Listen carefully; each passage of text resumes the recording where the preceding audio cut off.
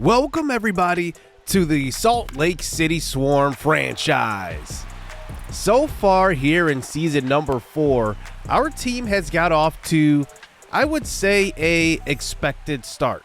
We have some young players we have been playing, and really we just want to maybe build upon what we've been doing already through the first 3 seasons, and that's really like embracing the youth movement while still having some veterans that do stick around. But I think that one thing that we do need to happen this year is that we need the right things to break the right way. And I think these close games like this one are like some of those examples. Here is Brendan Rodgers, who we signed to a $9 million contract in the offseason, coming through in the clutch, a hit down the right field line in the bottom of the 9th inning, and we win this ball game at home. But we need more wins that are similar to this. We need to be able to close out these close games, and I think that it starts behind the leadership of Terrence Matlock, who won Rookie of the Year last year, really making, at least waiting for him to make that big step to become one of the better outfielders in the game. We do end up losing 2 of 3 versus the Minnesota Twins here, but now we hop into an important part of the schedule as we get into the month of May. And we really need to come through with some big wins as we play a number of tough teams. But here is Aaron Ashby on the mound, who has been one of our more disappointing bullpen arms in this series. He gives up a hit down the line to Ian Happ, and we end up losing this game 4-3. But more close losses here to start this season. And we have done a pretty good job of at least winning some tough games, but those close losses could come back to bite us. The important thing in this series, though, is really the development of our draft picks. And going into this draft, we have all 6 rounds of picks, and we are looking to add probably another bat to this organization because pitching is, I would say, easier to find here in scouting, and you can find some really good, pitchers through discovery. So we will continue to do that. Johnny Francisco is the top prospect in this draft, and he reminds me a lot of last year's top pitching prospect in Sean Breeding, who came into the league already at 85 overall. Now, the White Sox have him at single A, which is interesting because he's their highest rated guy in their organization. But right away, the top 3 guys are all pitchers. So I think that there could be a chance that a really good position player could fall to us at pick number 8. And here is the top one here in Corey Fuller. He is 20 years old. He has really good contact, very good vision. I would say average power, but his defense actually is pretty good. So I really like him. And I'm going to continue to scout all of these position players, and I'm going to make sure that I scout them to 100%, especially if they are 18 years old, because I don't want to pass up on any generational prospects. Here is Zachary Darth. He's ranked number 5, but another pitcher, and to me, he doesn't really look like he has that upside. But now it starts to get interesting as we look into these 18-year-olds who are in the top 15 range. Josh Devine is first. He is a right fielder. Elite arm, pretty good contact and vision. That power is just average though, but he is somebody I am keeping in mind. Enrique Nieto, another guy here, 18 years old. He has that max of 65 to 99 potential, so he has the potential to be a generational prospect, so we will make sure to scout him. Dan Scroff is interesting. Very good offense. Maybe below average defense all around. Very good speed. We'll obviously have to scout to see if that ends up being what it is. Derek Stedman. Stedman looks like the best all-around 18-year-old that we've seen so far. Very good contact and power. And then his defense is also very elite. So I'm looking forward to scouting him. But a lot of 18-year-olds here in a row. Nick Freeman, he looks like more of a defensive outfielder at left field. Elliot Deal, 18 years old. I think he's pretty well-rounded, but I think that his floor is probably going to end up being very low. He could end up being like low 50s overall to start out. That's the type of the guys that I do want to avoid. I don't want a guy that's going to take a ton of time to develop. I do want a guy that's very skilled right away, maybe a high floor guy. So I like to draft 18-year-olds, but I want to make sure they're not going to take 5 years to develop. Houston Urbina is interesting, though. Like, if I look at him and I see his potential, I think that he could have a higher floor than what we just saw. Pretty good defense. He's a third baseman, too. So very, very interesting looking at him. And then Mackenzie Grambling, another high potential guy, but looks like he has a lower floor. So one thing I am going to do this time around, I'm going to have 3 scouts that really specialize in position players. Dwayne Wilga actually has a 98 pitcher rating, so I'm going to take advantage of that once we get later into the weeks. But probably through the first half, I would say until week 8 of scouting, I'm going to primarily focus on position players, and we'll see what we get in this year's draft. Well, we come up with some bad news right away to start this season. Terrence Madlock, fractured shin, 2 to 3 months. Maybe one of the worst things that could happen at this point is Terrence Madlock gets hurt, because really our offense is really built around him at this point. He was hitting .316, slugging .474, looking like he was going to have a very much improved season 2 with us. But now that is put on hold, as he's going to be done for at least 2 months as it is.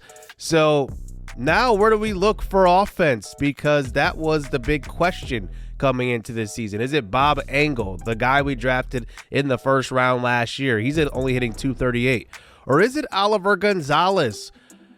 You know, the last #1 pick before a season ago. And he is at AAA this year. Last year, he was at AA the entire year. And now he gets an opportunity to show what he can do at AAA. I did want him to develop just a bit more before he is called up. So I will player lock with him with the Sacramento Rivercats to see what he's been doing here at this level. There's an inside fastball. That one catches the corner. And Gonzalez strikes out looking on that at-bat. But now on to AB number 2. Bases loaded. This is a 1-2 count. And this one's hit to left center. That gets down. And Gonzalez comes through with a 2 RBI single. And he is hitting third for this River Cats team here. And the one thing with our minor league organization is that we have not finished over 500 at any level yet. Whether that's AA, AAA, no season has finished over 500 so far. Here's Gonzalez now here up in the top of the 4th inning. This is an inside fastball, and he gets enough bat on that to hit it down the left field line. It drops in fair, and he will have himself another RBI in this one. Now, one thing I've been looking to improve on with our MLB roster is really slugging well. I don't think Oliver Gonzalez is necessarily going to slug well, but I think if he just is a timely hitter, I think he will be really, really good at the MLB level. So one thing that is really on my mind after that Terrence Madlock injury is Oliver Gonzalez probably might not be the answer right away, just simply because I think, looking at our MLB schedule and looking at what we need, we have a very tough schedule coming up, and we start the season 4-12. We need immediate help that has MLB experience. I look at teams that are currently rebuilding. The Angels they have Jake Bauers available, but that's really not going to move the needle for me. Like, he is a good player, but I do want somebody that's more of an impact guy, and they're not moving off of Mike Trout. I go to the San Francisco Giants. They have Jacob Young, who is interesting. 28 years old, 83 overall, B potential. He probably might take a little bit more to acquire. I do take a look at Jung Ho Lee. Now, he's interesting. He's got a 99 arm. He's 29 years old. I do want to compete now. It is very early in the season. I don't want this season to get away from us. But the issue with Jung Ho Lee is that he's making $18 million a year. That's way too much. The Pirates have a couple of players that I tried to inquire about in the offseason, including J.P. Crawford. One guy I didn't give a look to was Jesus Sanchez. Now, Sanchez has been within the last 3 seasons now. He's hitting .354, which would be his best start so far of his Pirates career. And I'm just looking around why they would be looking to trade him. Well, he is a free agent coming into this year, and they have a couple of big free agents. Like, they're not going to be looking to pay everybody. O'Neal Cruz will also be a free agent. I wonder if they will go after him. And looking at our player salaries, we're at 114. We want to stay around that 110, but I think we have a little wiggle room here. Aaron Ashby, who we saw earlier in this episode, I talked about it a little bit. You know, he has been a guy that has struggled for us throughout this series so far. Not great numbers at all, but he is stuck on the team. And then we also acquired Bobby Miller, who we picked up via the waiver wire. So we have a couple of guys that we can maybe afford to lose some pitching in a trade. And then there's also Carlos Santos, who I think is an intriguing prospect, especially for a team that, you know, is losing some outfielders like they're losing in free agency. Carlos Santos was a guy we signed in free agency, and he was just sitting there as a minor league option. 21 years old. He was drafted back in season 1 in the 3rd round. He is C potential, but 70 overall. Like, he is a fringe MLBer.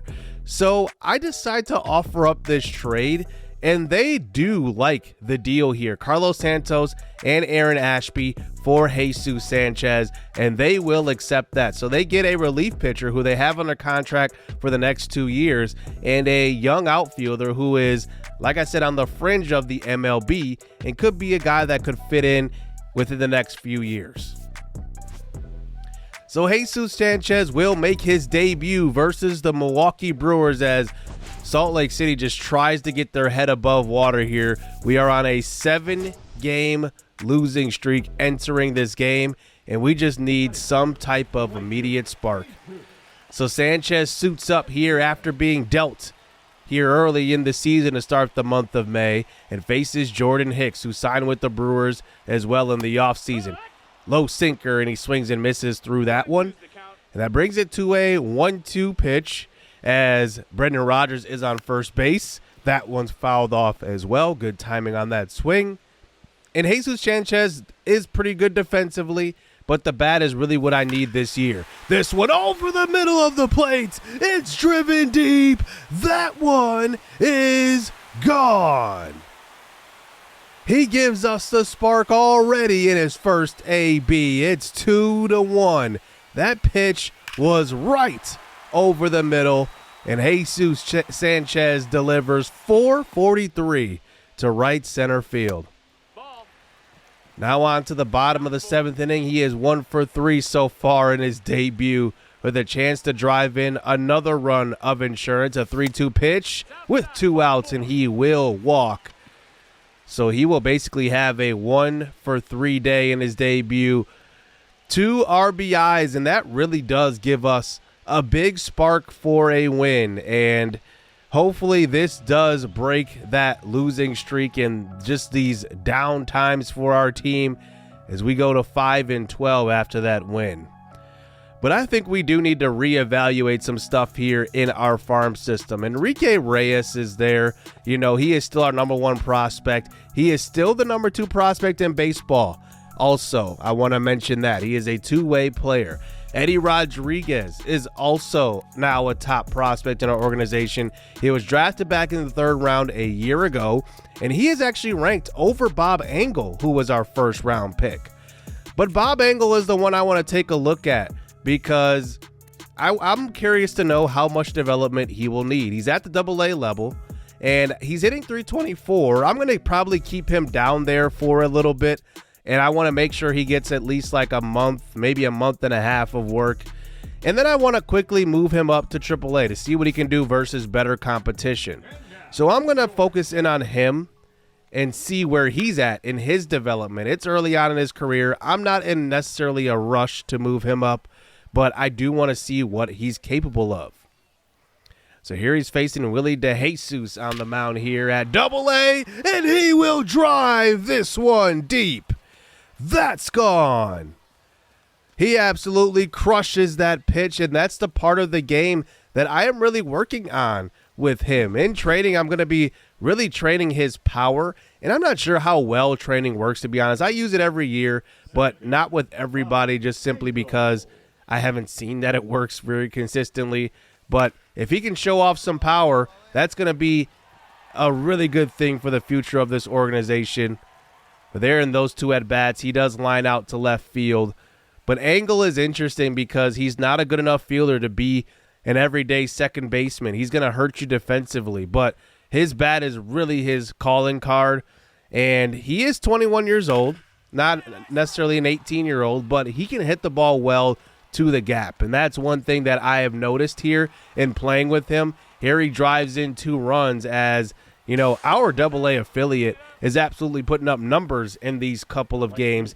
This game, we have an 8-run lead off of the 4th double of the year by Bob Engel. That averages down to 280, but he's hitting pretty well. And I like what I see from him, flashing that potential, and that's really what I care about with these young guys. They got to flash, and we do get the win here with the Flying Squirrels, 11-0. I mean, we absolutely put a number up, and our AA affiliate and AAA affiliates are finally winning ball games. So back to the MLB level, where we just try to get back on track. We are midway through the month of May after focusing on a couple of minor league players. But here is Brendan Rodgers here on the road trying to come through in the clutch and drive in some runs, and that does not do it. And we end up losing this game 2-0. And a big reason why I wanted to show that game is because these are the types of games that we need to win. These close games, late in ball games. We need to take advantage of runners in scoring position. We just do not do that well right now. But here is Luis Lara up to the plate now in the bottom of the 11th inning, facing Adbert Alzolay. This one is gone, but was it fair? Well, everybody's walking off of the field, and it looks like it was just inside the foul pole. And Luis Lara comes through in the clutch. Wow. And Lara is an interesting player to me. He is still 22 years old. He has a lot of potential. It's only a C, but I've seen him just play well and consistent enough to really be a full-time outfielder. And there is a chance that he could be the future at center field. So it's good to see him have a clutch moment. Hopefully he could get us going. We then focus in on one of the young pitchers we have acquired in this series, and this is Kevin Hopp. He was drafted back in season 1 as a first rounder, actually, and he has developed quite nicely, now up to 75 overall. I thought that he could add a spark to this rotation. He does not throw the hardest. His fastball gets to the low 90s, but he has a lot of, chase to his pitches. He gets a lot of batters to chase out of the strike zone. But here he gets Royce Lewis to swing and miss at a fastball over the middle of the plate, and he strikes out the side here versus the Chicago Cubs in the first. But the issue is really that run support. Can he get it? Can we get enough runs to win these games where we have, these 0-0 games? We're still into the 5th inning. No runs doing here for the offense, and Kevin Hopp is actually putting together a pretty good outing through 5 innings. Only allowed 0 runs, and now we're on to the 9th inning. It's a 1-0 game, and Weston Wilson with 2 outs gets a hanger over the middle of the plate and does that with it. And we get the loss. And now it's really, really starting to hurt us, because once we start losing these close games, especially versus the NL's best, these are the games we have to steal.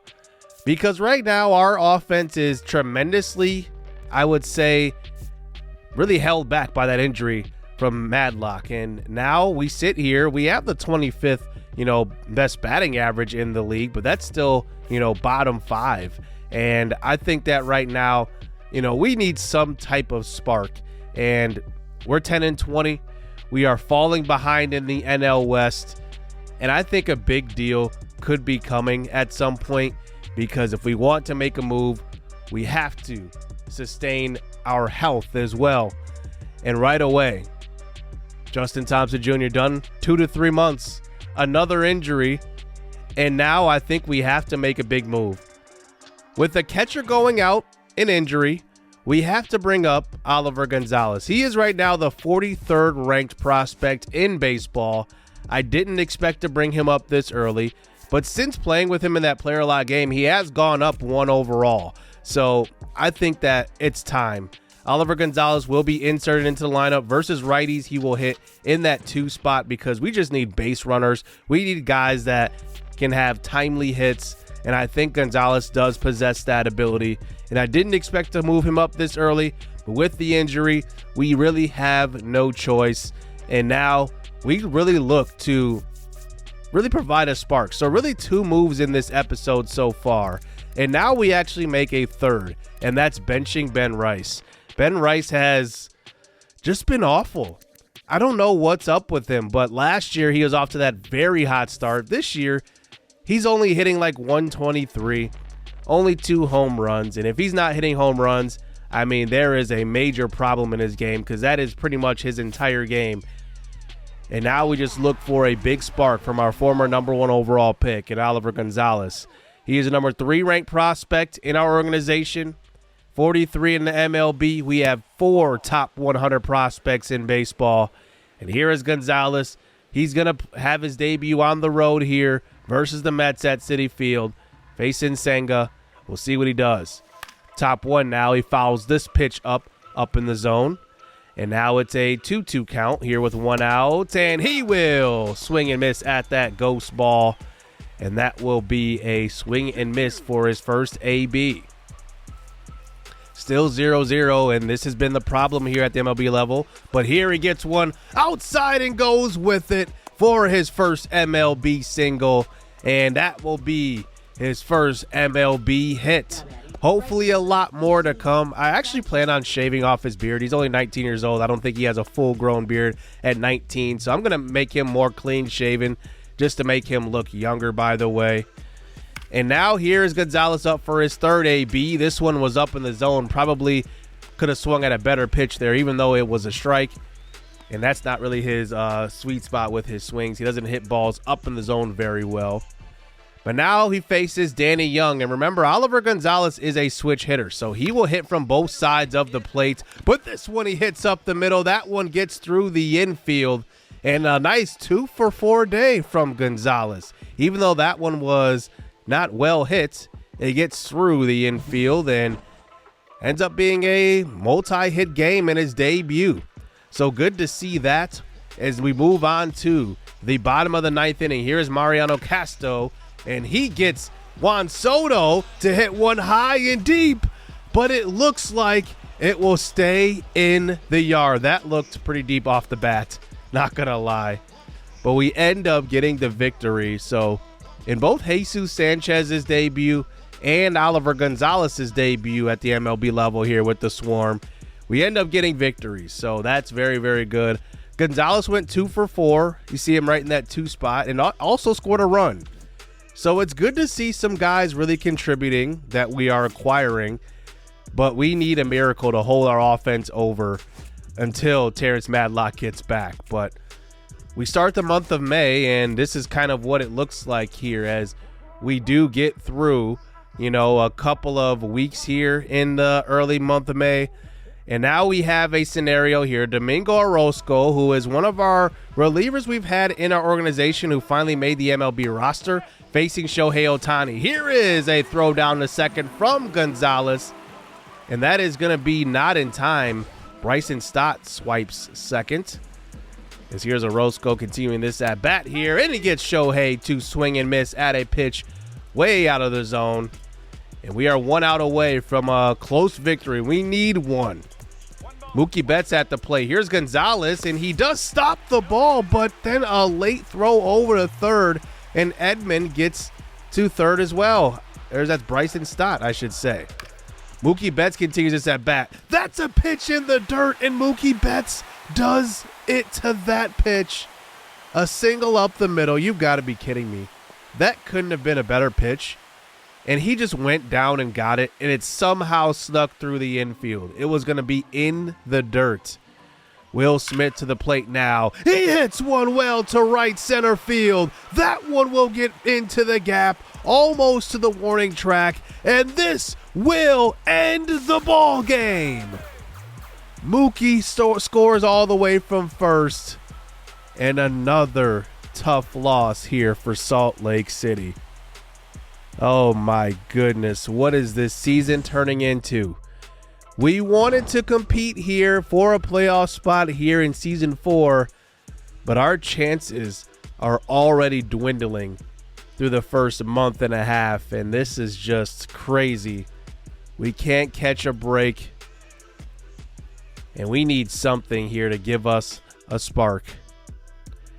Well, we get through, this second week of May, we actually end up winning a 2 out of 3 game series versus the Texas Rangers, and they're one of the better teams in the AL. And now we move on to this Seattle series next, but I do want to check out this box score just to see what we're doing well. And Elvis Esparza's average is down to 206. Fritz De La Cruz is actually hitting pretty well. He's hitting 333 since I gave him that first base job over Ben Rice. He's been playing pretty well. He's gave us a little bit of a spark here. But here is Ben Rice coming into a situation, bottom of the 4th inning, a bases loaded scenario, down by 1. Facing Raisel Iglesias on the mound, and he hits one well down the left field line. That is fair, and it will score 2. So Ben Rice brings in a couple of runs, gives us the 5-4 lead, but we find out later in this game that Seattle just comes back and wins it. We don't get any more runs after that, and it's all about the timely hitting. And you're going to see the box score. They scored 1 in the 8th, then scored 2 in the 11th, and we end up losing this game. I mean, these are the games we just have to finish, and these close losses are really going to be our Achilles heel this year.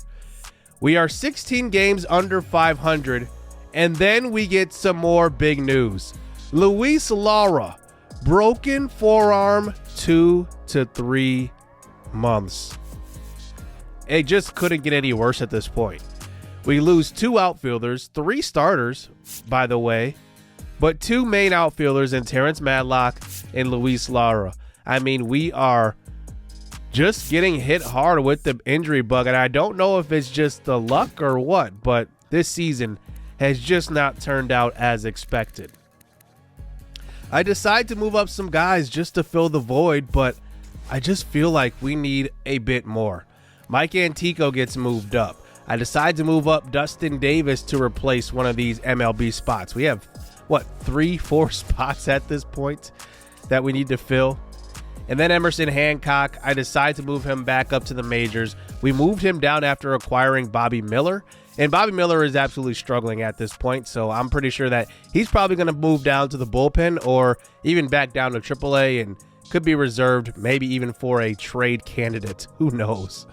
We are 15-31, just reeling right now, and I think that it's time to look at the trade block.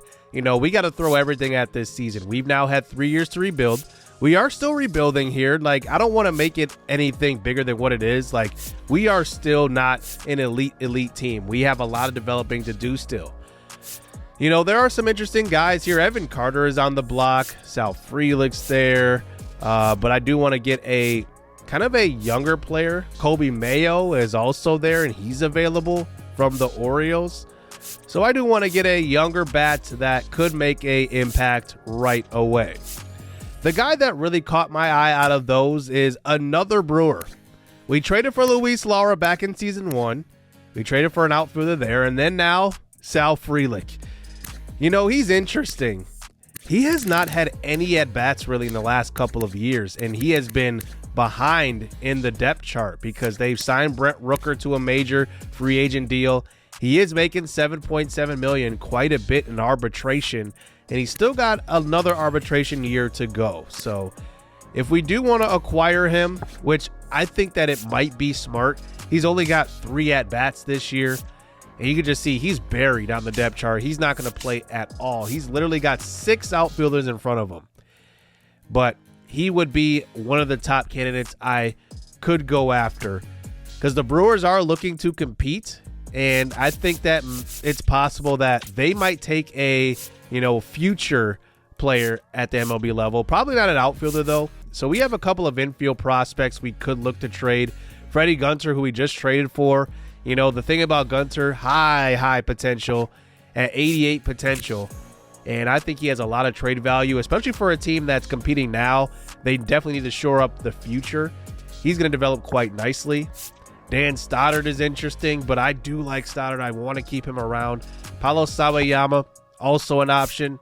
I mean, we do have prospects that we could trade, but I think if we want to compete this year, we're going to have to make one of these big deals. And I think Sal Frelick is at the top of my list right now. So that's going to do it here in this episode. Let me know what you guys think this team should be doing at this point. Should we be selling off and just tanking again pretty much, or do we go for it here in season 4? My gut says that we have to go for it. It's still only 50 games into the season, a lot of baseball left, and Terrence Matlock comes back after another month or so, and we could possibly go on a run. So we'll see what happens. Hit subscribe, hit that like button. Stay tuned. Let's get it. Let's go.